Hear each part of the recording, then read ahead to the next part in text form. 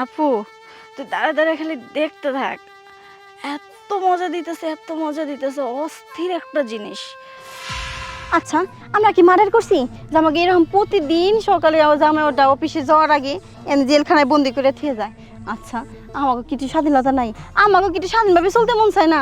আপা তুমি থামো তো, ওরকম তো করবে, কারণ আছে। তুমি জানো না আমাদেরকে যে পতিতালয় থেকে বিয়ে করে নিয়ে আসছে, ওনার চিন্তা ভাবনা যে এখনো মনে হয় আমাদেরকে গেট খুলে রেখে গেলে আমরা ওই সব করে বেড়াবো।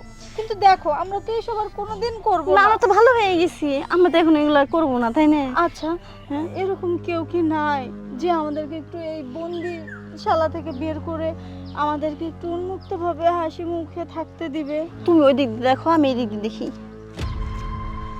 এই হ্যাঁ, একজনকে দেখছি মনে হচ্ছে। ওই নাম কি রে তোর কুতকুতি? এই ভাই আসেন না ভাই, প্লিজ দেখেন। কেউ শুনবে, শুনবে, ইশারাতে ডাকো। কি ব্যাপার এনে তুইটা মাইয়া না? কি ব্যাপার হাত ইশারা করে ডাকছ? আপা আমি কাউরে তো দেখতে আমি। আচ্ছা আইতাছি, বুঝতেছি না বিষয়টা, এরকম ডাকতেছে কে? এই যে আপা, কি হয়েছে? আপনারা দুজন এরকম ডাকতেছেন কে? ভাইয়া প্লিজ আমাদের একটু রক্ষা করেন না। ভাইয়া আমাদেরকে আটকানো বন্দিশালা থেকে বের করুন না, একটা শয়তান আমাদেরকে আটকে রেখেছে। কিছুই বুঝলাম না। এই শয়তানটা কেডা যে আপনাদের আটকে রাখছে? আমাদের স্বামী। আরে আসলে খুব খারাপ কাম করছে। জানেন না ভাইয়া কি নির্যাতন যে করে, আর পারতাছি না, একটু খুলেন না ভাইয়া প্লিজ। একটু তাড়াতাড়ি খুলুন না, চলে আসলে আর হবে না। অবশ্যই নারীরা হচ্ছে অবলা। আসেন আজ থেকে আপনারা মুক্ত। যান খাঁচা খুলে দিছি, যান। আসুন, আপনি এখানে দাঁড়িয়ে কি করবেন? ও দাঁড়ান এখানে।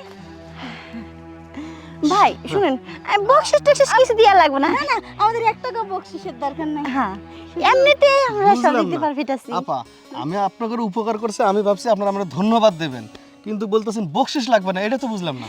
এর জন্য তো বলতেছি বকশিসের দরকার নেই, শুধু আমাদেরকে একটু সুখটা দিয়ে চলে যান। বকশিশের দরকার নেই সুখ? আমি কেমনে সুখ দেবো আপনাকে? আরে মেশিন তো আপনার কাছে। মেশিন? আরে বোকা, যে জন্যই নাকি আমাদের জামাই আমাদের এখন জেলখানায় মানে বন্দি করে আটকে রাখছে। রাখছে। হ্যাঁ হ্যাঁ। বন্দি করে রাখছে। আমাদের অভ্যাস, এই জন্য মানে আমাদের কোনো আটকে রাখছে। ইয়াং ছেলে দেখলে আমাদের হুঁশ থাকে না, বুঝছেন? কারণ পতিতালয়ে থাকলে ওইটা তো অভ্যাস হয়েই যায়। ও এখন শুন বুঝলাম যে বিয়ের আগে আপনারা দুজন পতিতলায় ছিলেন। আসলে ওই অভ্যাসটা না এখনো চেঞ্জ করতে পারতাছি না, তবে আস্তে আস্তে সব ঠিক হয়ে যাবে। একদম, এখন দিয়ে তো যান, বললাম না বকশিস লাগবে না। আমারও তো ওই অভ্যাস, সব সময় খালি পতিতলায় যাইতাম।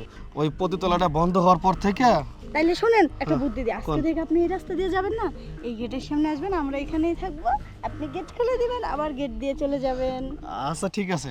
আমি তো ওইখানে যা টাকা দিয়ে কাজ করতাম, কম টাকা দেখে ওই কি করতো, আমার ওই যে খারাপ মাল ধরা দিত। আর আপনার কাছে তো টাকা পয়সা দিতে পারুম না। হ্যাঁ দুইটাই সেই সুন্দর গো। এনে একটা কথা আছে, একজনকে সামন দিয়ে দেবো আর একজনকে পিছন দিয়ে দেবো। আরে সেটা আপনার খুশি, আচ্ছা আমি সামনে। হ্যাঁ আচ্ছা তাহলে আপনার আগে নিয়ে যাই, চলেন। আপনারা দাঁড়ায় থাকেন, পাহারা দেন যেন আপনার স্বামী না আসে। সেই সুন্দর মালগো, লোভনীয় অপার। আপু তুই দাঁড়া দাঁড়া খালি দেখতে থাক, এত মজা দিতেছে এত মজা দিতেছে, অস্থির একটা জিনিস। ওই জিনিসটা যদি আরো কয়েকটা দিন আগে পাইতাম না, পুরো শরীরের সব জ্বালা ক্ষুধা সব নিবারণ করতাম। এতদিন কাজ করতাম পতিতলের টাকা দিয়ে, আজকে টাকা ছাড়া হায় রে কি সুখ রে। কি রে ছোট, চালু কর দেখ, আমার কিন্তু আর দোষ দিয়ে কুলাইতেছে না। এই যে আপামনি, আপনি তাহলে এই জায়গায় দাঁড়ান। হ্যাঁ এই যে আপনার পিছন দিয়ে দেবো। হ্যাঁ আপনি এইভাবে হালান, আমি কাপড়টা তুলে দিলাম।